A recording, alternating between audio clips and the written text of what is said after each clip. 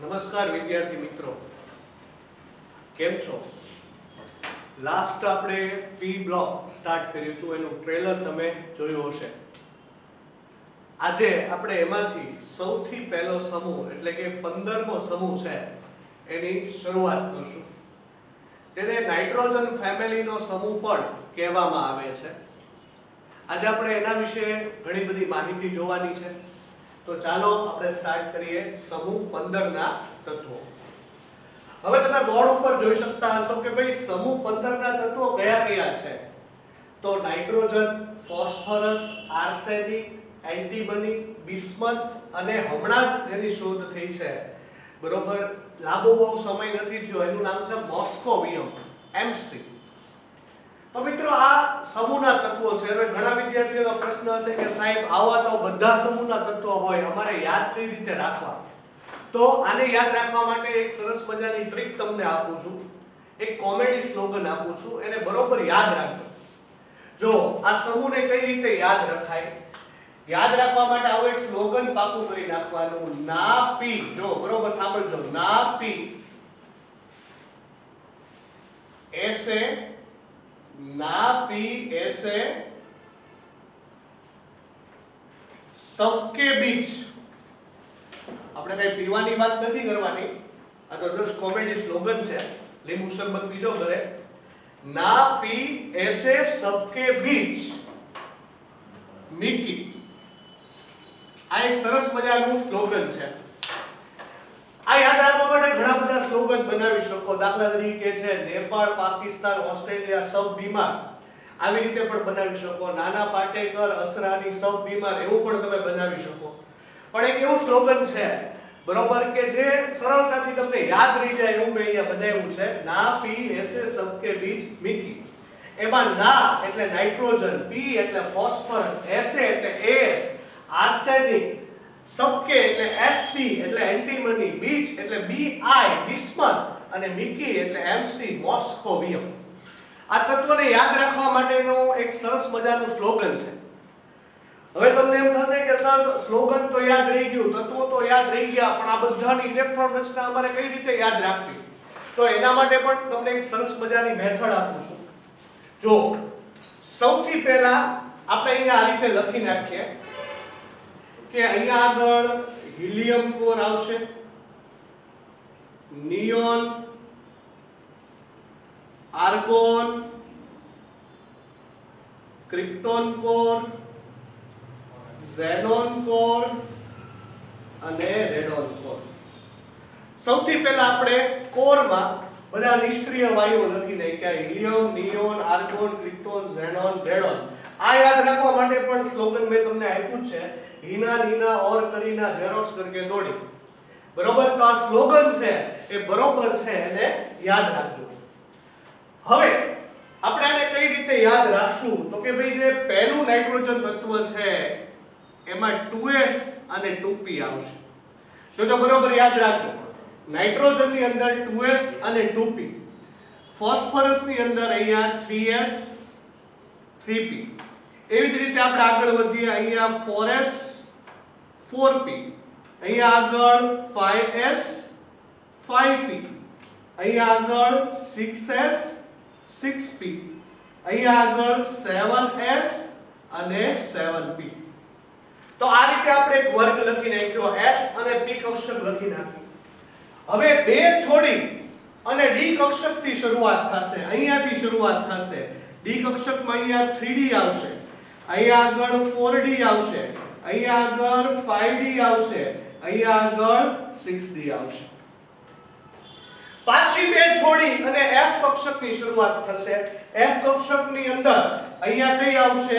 તો કે અહીંયા આગળ 4f આવશે અને અહીંયા આગળ કઈ આવશે? 5f આવશે. હવે જો મિત્રો તમને એક સરસ વાત કહું, હંમેશા યાદ રાખજો કે આ બધાની બાહ્યતમ કક્ષામાં s કક્ષકની અંદર છે એ હંમેશા 2 ઇલેક્ટ્રોન હોય અને p માં 3 હશે. અને આવું બધામાં બનશે, s માં 2 અને p માં 3, s માં 2 p માં 3. આપણે લખી જ નાખવાની. જો કેમ કે એની સામાન્ય ઇલેક્ટ્રોન રચના છે ને, આ સમૂહની સામાન્ય ઇલેક્ટ્રોન રચના આવી છે NH2 NP3 એટલે S માં 2 ઇલેક્ટ્રોન આવશે અને P બધામાં 3 ઇલેક્ટ્રોન આવશે.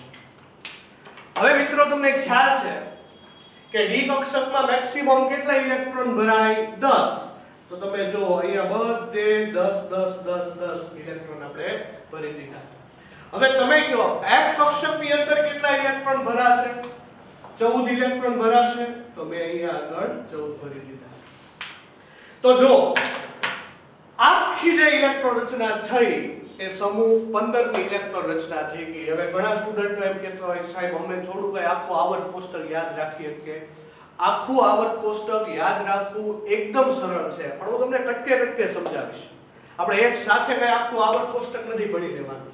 આજે બરોબર તમે 15 નો સમૂહ તૈયાર કરો, એના તત્વો તૈયાર કરો, એની ઇલેક્ટ્રોન રચના તૈયાર કરો. આગળ વધીએ કે પ્રાપ્તિ સ્થાન ઉપર જઈએ. થોડીક બેઝિક માહિતી કે ઘણીવાર આ બધી માહિતીઓ છે એ તમને MCQ ની અંદર છે એ પૂછાય છે. મિત્રો તમને ખ્યાલ હશે કે પૃથ્વીનું જે વાતાવરણ છે એની અંદર સૌથી વધારે કયો વાયુ છે? નાઇટ્રોજન વાયુ છે. આની કેટલા ટકા છે? 78% છે. અને આ નાઇટ્રોજન વાયુના જુદા જુદા સંયોજનો છે એ પૃથ્વી ઉપર મળી આવે છે. આ બધા વન લાઇનર ક્વેશ્ચન છે, VSQ. એટલે બરોબર તૈયાર કરજો. નાઇટ્રોજનના સંયોજનો જોવા જઈએ તો NaNO3, નાનું 3 નો બોલતા, NaNO3 નામ શું થશે? Sodium nitrate. NO3 એટલે નાઇટ્રેટ થશે. બીજું કે આનું એક બીજું પણ નામ છે જે ઘણીવાર માર્કેટમાં જોવા મળે છે, ચિલી સોલ્ટ પીટર. આ નામ છે ને એ ખાસ નોટ કરજો. ઘણી વખત તમને ગુજકેટમાં આવો સવાલ જોવા મળે છે, ચિલી સોલ્ટ પીટરનું અણુસૂત્ર શું થાય? એવી જ રીતે કાનો3, KNO3, જેનું નામ શું થશે? Potassium nitrate. આનું પણ એક બીજું નામ છે. આને ઘણી વખત કહેવામાં આવે છે ઇન્ડિયન સોલ્ટ પીટર. આ બંને એક ક્ષાર છે. એના નામ પણ તમે છે સરસ રીતે યાદ રાખજો. બીજું કે નાઇટ્રોજન સંયોજન છે કઈ જગ્યાએ જોવા મળે છે? તો કે ભાઈ વનસ્પતિ છે, પ્રાણી છે, આપણા શરીરમાં જે પ્રોટીન છે ને એમાં પણ નાઇટ્રોજન તત્વ રહેલું છે. તો આ બધા નાઇટ્રોજનના પ્રાપ્તિ સ્થાન છે. હવે જોઈએ ફોસ્ફરસના સંયોજનો ક્યાં જોવા મળે છે. તો ફોસ્ફરસના સંયોજનો છે એ એપેટાઇટ ખનિજો કહેવાય. અહીંયા જો મેં એક સૂત્ર લખ્યું છે, આ સૂત્ર બરોબર નોટ કરજો. આનું નામ છે ફ્લોર એપેટાઇટ ખનિજ. તો આવા એપેટાઇટ ખનિજોમાં જોવા મળે છે. હાડકાઓમાં, જીવંત કોષોમાં જોવા મળે છે, જે વનસ્પતિ અને પ્રાણી સૃષ્ટિમાં જોવા મળે છે. સાથે સાથે આ શબ્દ પણ નોટ કરજો, ફોસ્ફોપ્રોટીન. આ શબ્દ બરોબર નોટ કરજો. ફોસ્ફોપ્રોટીન એ દૂધ અને ઈંડામાંથી મળી આવે છે. આ ફોસ્ફોપ્રોટીન એ પણ છે એ ફોસ્ફરસનું સંયોજન છે. મિત્રો તમને ખ્યાલ છે એમ કે આ ચેપ્ટર માહિતી લક્ષી છે, પણ આ બધી માહિતીને વ્યવસ્થિત યાદ રાખતા જજો, કેમ કે આમાંથી 1 માર્કના સવાલ તમને પૂછાઈ શકે. આગળ વધીએ.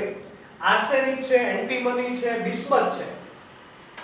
આર્સેનિક, એન્ટીમની, બિસ્મથ આ ત્રણેય છે જુદી જુદી સલ્ફાઇડ યુક્ત ખનિજોમાંથી પૃથ્વીમાંથી મળે છે.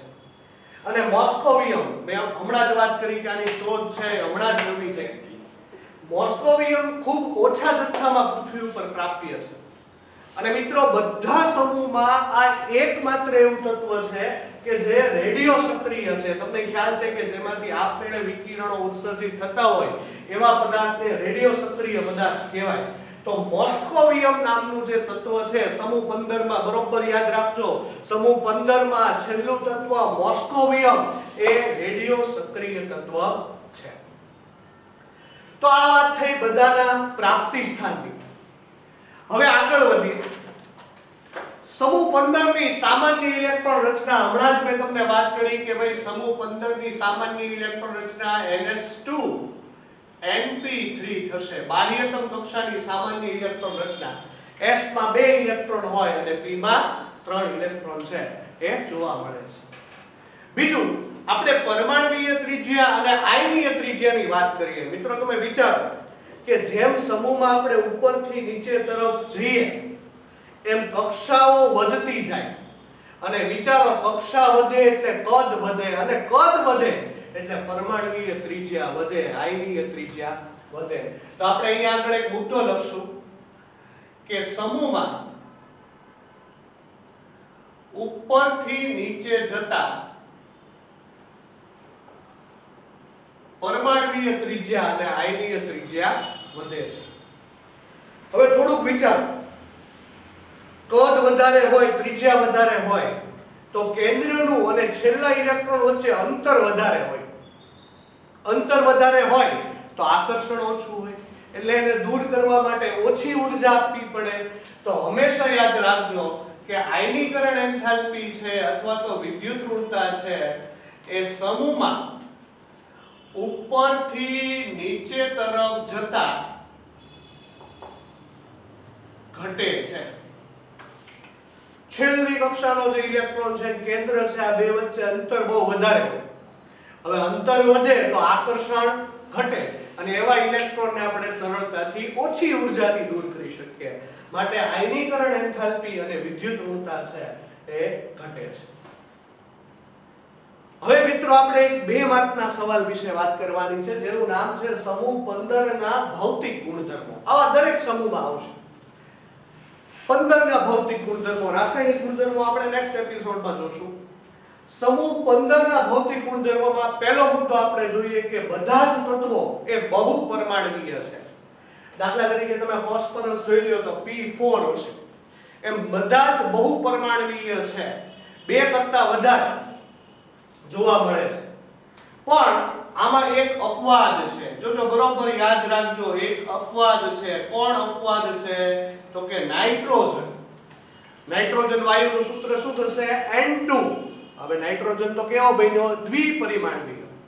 તો આ નાઇટ્રોજન એક જ દ્વિપરિમાણવીય છે, બાકી આ તમામે તમામ બહુપરમાણવીય છે. બીજું મિત્રો કે બધા જ તત્વો ઘન અવસ્થાની અંદર મળી આવે છે. આમાં એક અપવાદ છે. તમને એમ થશે સર આમાં કયો અપવાદ છે? તો કે નાઇટ્રોજન. નાઇટ્રોજન કયા સ્વરૂપે મળી આવે છે? વાયુ સ્વરૂપે મળી આવે છે. જો આ બધી વસ્તુ છે એ સ્પષ્ટતા તમારી સાથે કરું છું, નોટ કરતા જજો. નાઇટ્રોજન એક જ વાયુ સ્વરૂપે છે, બાકી તમામે તમામ છે એ ઘન સ્વરૂપે છે એ મળી આવે છે. બીજું કે જેમ સમૂહમાં ઉપરથી નીચે તરફ જઈએ એમ ધાત્વીય ગુણ. તમને એમ થશે કે સર આ ધાત્વીય ગુણ એટલે શું? તો કે ઇલેક્ટ્રોન ગુમાવવાની ક્ષમતા. જેમ સમૂહમાં ઉપરથી નીચે તરફ જઈએ એમ ધાત્વીય ગુણ વધે છે. મિત્રો ઘણીવાર સ્ટુડન્ટોને કહેતો હોઉં કે આ પી વિભાગ છે ને એમાં તમે આખો એક સમૂહ જોવો તો એ ભેળ જેવો છે.